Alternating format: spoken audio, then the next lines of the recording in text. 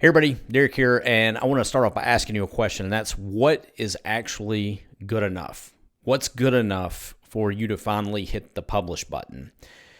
The reason that I asked this is because there was a Facebook post, I guess it was this last week, 2 or 3 days ago sometime, where a guy was talking about how AI didn't meet his standards. Basically, that was it in a nutshell. And then a friend of mine, Garrett, comes in and he says, well, here is a sample post that we are putting out. And basically what he's doing, I don't really understand what all Garrett's doing, but he's doing some custom stuff with AI, and he's buying and building this machine to do all these things. It's over my head, but trust me, if Garrett's doing it, I'm sure it's going to index and I'm sure it's going to rank. And he showed the sample and there was nothing wrong with the content.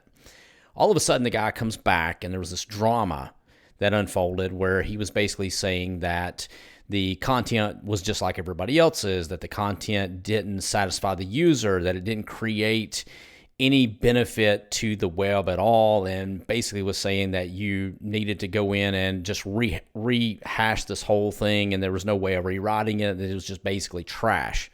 That was it in a nutshell. And my point was, if it will index and rank, then chances are good it's good enough, right? Now you can go back in and you can add your copywriting wizardry and you can add your wordsmith and all this other stuff to it once you get it ranked. There's nothing wrong with that, and I actually encourage you to do that, especially if you want to have a really good call to action.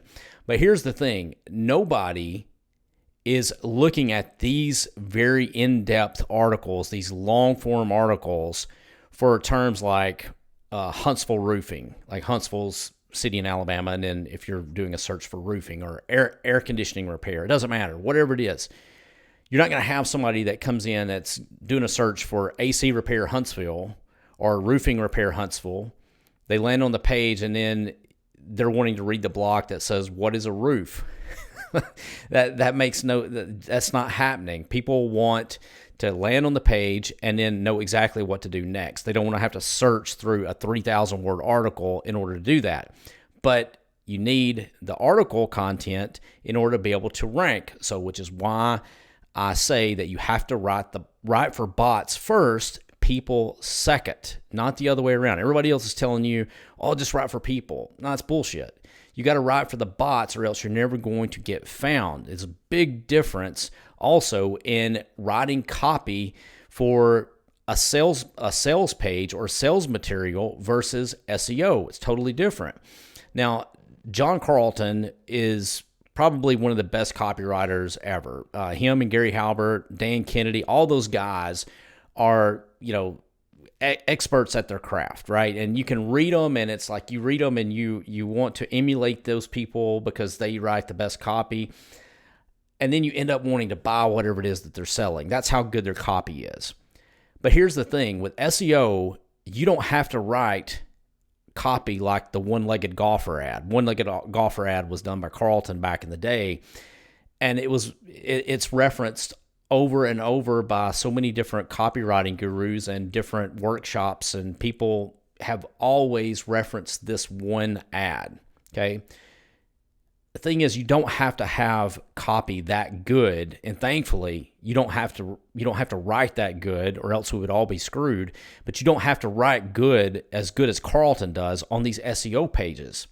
What Google is looking for is a framework. They want to see that you have got your keyword plugged in as your title. You want to have an H1 tag with your keyword in as well. You want to have your permalink or your URL string with your keyword in that as well. And then you want to sprinkle in some H2 tags with your keyword or similar keywords in there as well. And then for the user, you want to have a clear call to action. So a lot of times I'll put a box on exactly what to do. Click here for the best price, or click here to call for a free quote, something along those lines.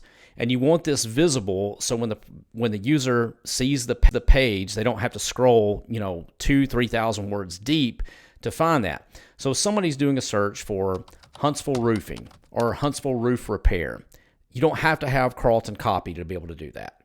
You don't have to have that kind of copy if somebody's doing a search for Maserati service near me, wherever that may be, Nashville, Huntsville, Birmingham, whatever. You don't have to have that kind of copy. You're just they're looking for something direct. They already know what they want. Let's say if you were in the market for best dog fence, right? You do a search for best electronic dog fence or something along those lines. You don't need the best copy. What do you need? You need pros and cons. You need a review of the products, quick reviews of the products, and a rating system of how you rated these offers.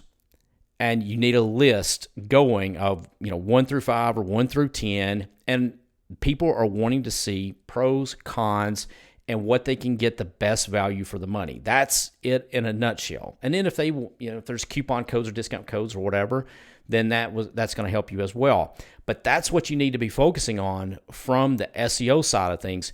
You don't have to be an expert at writing copy. The people that are getting the most upset about AI, what I found, have been copywriters. And I think it's because this is kind of maybe stepping on their toes a little bit.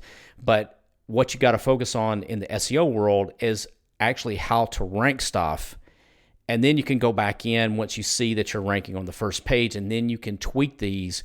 Specifically, what I recommend is tweaking your call to action. That's where you're going to see the biggest bang for your buck. So, hope you enjoyed this video. If you did, give it a share, give it a like, whatever you do on the platform that this is on, and I will see you in the next video.